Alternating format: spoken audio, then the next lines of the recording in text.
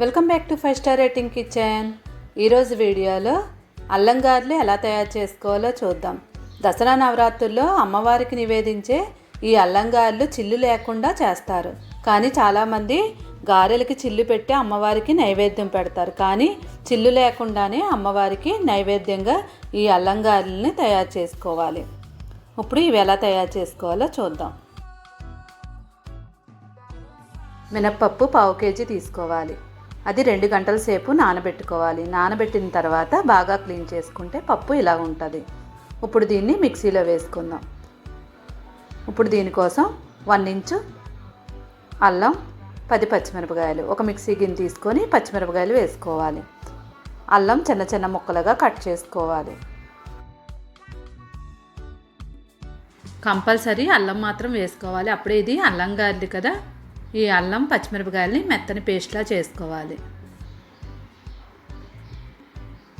అల్లం పచ్చిమిరపకాయలని ఇలా మెత్తగా చేసుకొని తర్వాత మినప్పప్పు వేసుకోవాలి. లేదంటే అన్నీ ఒకేసారి వేస్తే అల్లం పచ్చిమిరపకాయలు మెత్తగా అవ్వవు. ఇప్పుడు ఈ మినప్పప్పు అంతా ఈ మిక్సీలో వేసేసుకోవాలి. గ్రైండర్లో రుబ్బిన దానికన్నా ఇలా మిక్సీలో వేసినా కూడా వడలు చాలా మెత్తగా సాఫ్ట్గా వస్తాయి. ఇప్పుడు దీన్ని మిక్సీ చేసుకోవాలి. మరీ మెత్తగా కాకుండా కొంచెం సాఫ్ట్గా అయ్యే వరకు మిక్సీ చేసుకోవాలి. చూడండి, ఇలాగా అయిన తర్వాత చేతితో మనం చూస్తే పప్పు లేకుండా ఉంటే అది నలిగినట్లు. ఇప్పుడు దీనిలో మనం వాటర్ ఏమీ యాడ్ చేయలేదు. ఇప్పుడు దీనిలో తగినంత ఉప్పు వేసుకోవాలి.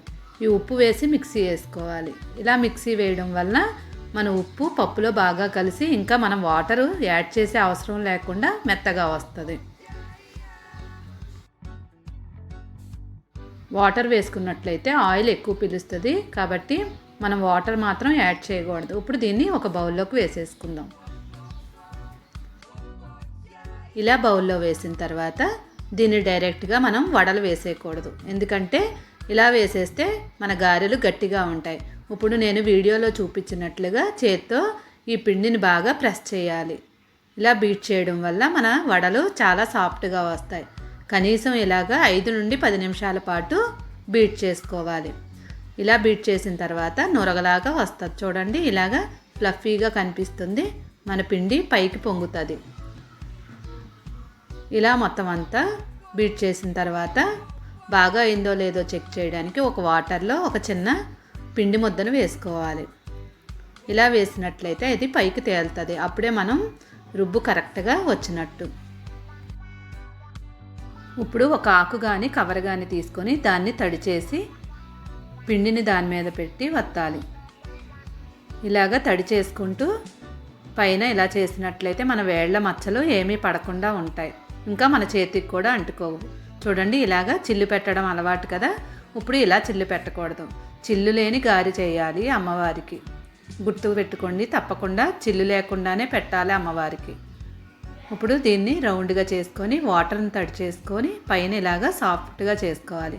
అంతే ఈజీగా ఒక్కొక్క వడని వేసేసుకోవడమే.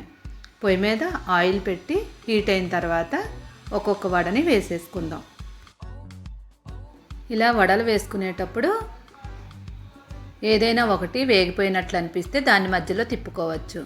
ఇంకా తర్వాత మిగిలిన అదే నూనెలో పక్కన వేసేసుకోవచ్చు. చూడండి, ఇలాగ వేగింది తిప్పుకొని వేరే దాన్ని కూడా వేసుకోవచ్చు. ఇలాగ రెడ్ కలర్ వచ్చే వరకు వేయించుకోవాలి. ఎప్పుడైతే ఇవి రెడ్ కలర్ వస్తాయో అప్పుడే ఇవి క్రిస్పీగా స్పాంజీగా ఉంటాయి. అంతే, మన అమ్మవారికి అల్లం గారెలు రెడీ అయిపోయాయి. చూసారు కదా, మిక్సీలో వేసిన మన అల్లం గారెలు చాలా క్రిస్పీగా స్పాంజీగా ఉన్నాయి.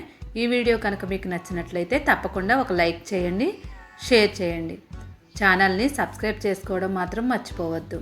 Thank you for watching 5 Star Rating Kitchen.